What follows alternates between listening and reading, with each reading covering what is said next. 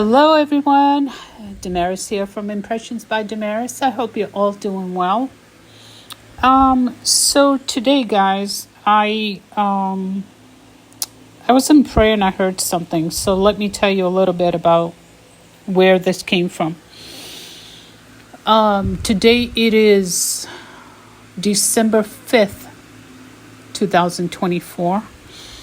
And so this morning I had watched the video that Marcus Rogers did with Jonathan and Lizzie Lamb. Now, before I say that, let me tell you that I don't get into details about this stuff, but when the Lord calls my attention to something, it's because he has something to say. So here we go. So I listened to this video this morning, which was lengthy, but I did. And after I watched the video, I went into prayer, and I went into prayer about for the leaders in the church, right? And those leaders that are representing God and have platforms. And so I went into prayer for them and for myself, right? And for the body of Christ, right? Because this is not only about them, it's also about us, what's in our heart, what we are doing, and all that good stuff. So after I prayed, I started praying in the Spirit. And as I'm praying in the Spirit, I heard Hosea 5. And no, I'm sorry, I take that back. I had my Bible in my hand and I was kind of like flipping pages. And I saw Hosea. And when I saw Hosea, I heard Hosea 5. So I went to Hosea 5. And I'm going to read this to you because if you know what's going on about all the exposure that's going on in the church, wait till you hear what Hosea 5 has to say.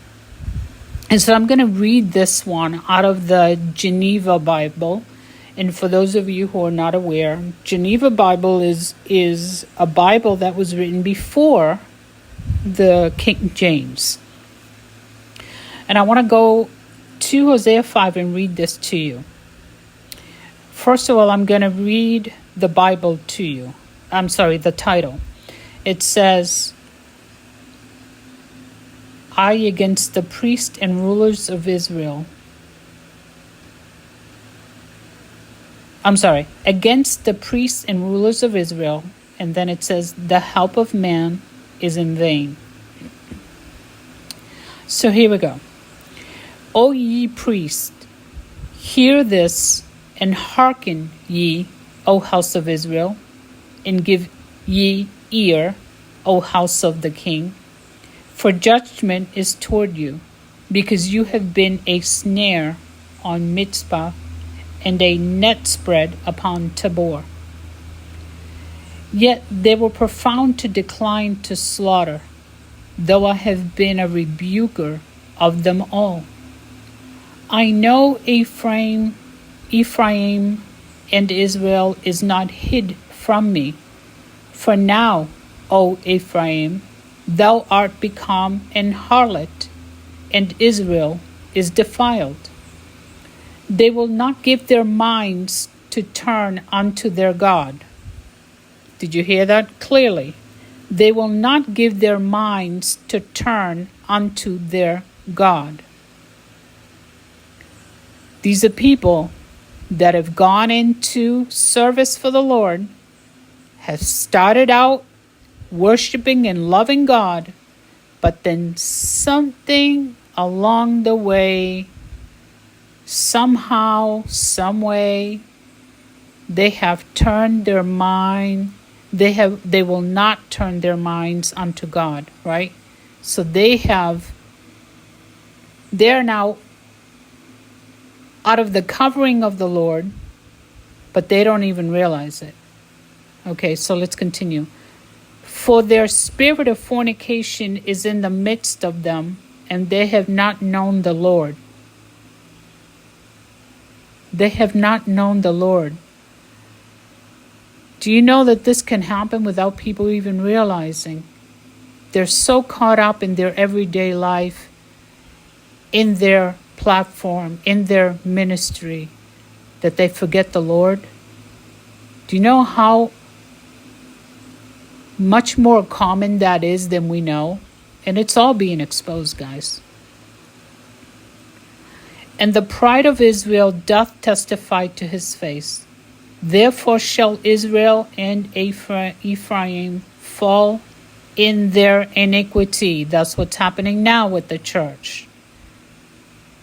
And I believe it's only the beginning.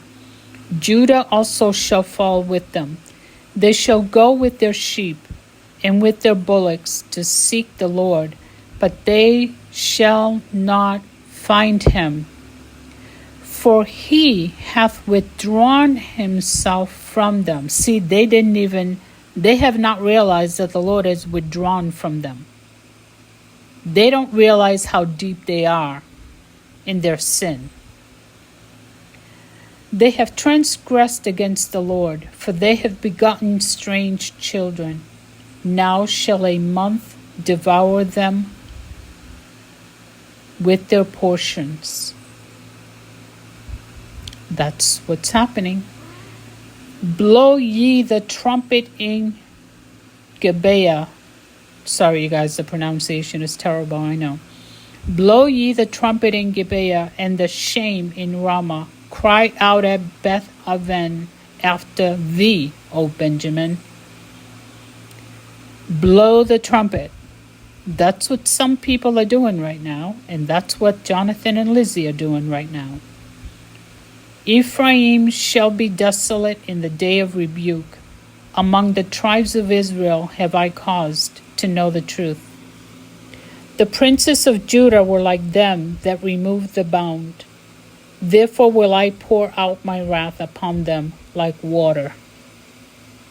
If they don't turn back to God, you guys, we need to pray for these people. We need to pray.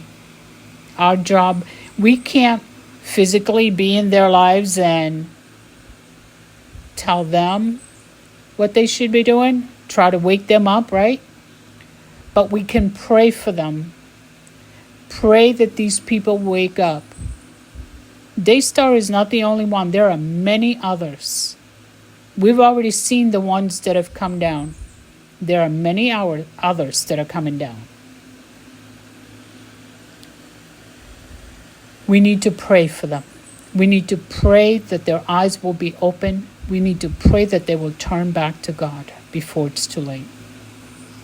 Ephraim is oppressed and broken in judgment because he willingly walked after the commandment. Therefore will I be unto Ephraim as a moth, and to the house of Judah as a rottenness. When Ephraim saw his sickness and Judah his wound, then went Ephraim unto Assyria, and sent unto King Jareb. Yet could he not heal you, nor cure you of your wound. See, when it's too late, there's nothing anybody can do. For I will be unto Ephraim as a lion, and as a lion's whelp to the house of Judah. I, even I, will spoil and go away.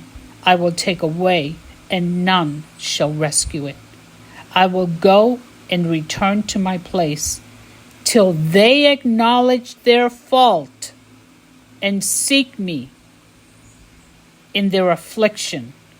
They will seek me diligently. So, you guys go ahead and read that for yourselves. Read it in whatever translation you feel comfortable with, but let me tell you, that was incredible. And for those that, for those people that say, well, I'm not going to acknowledge that. I'm not getting involved. Guess what? If you're a child of God, you need to be involved. And like I said, how we get involved is in prayer. We need to be praying. We need to be praying for these people. We need to be praying that they turn back to God, because what's coming for them is going to be ugly. It's going to be ugly. And you guys, before you say, oh, that would never happen to me, let me tell you that if you're not a person who is in the presence of God 24/7, it can easily happen to you. Any of us. Any of us. The fear of the Lord, like Marcus said, needs to come back to the church. The fear of the Lord needs to come back to the church. The fear of the Lord must come back to the church. That's it. Bye.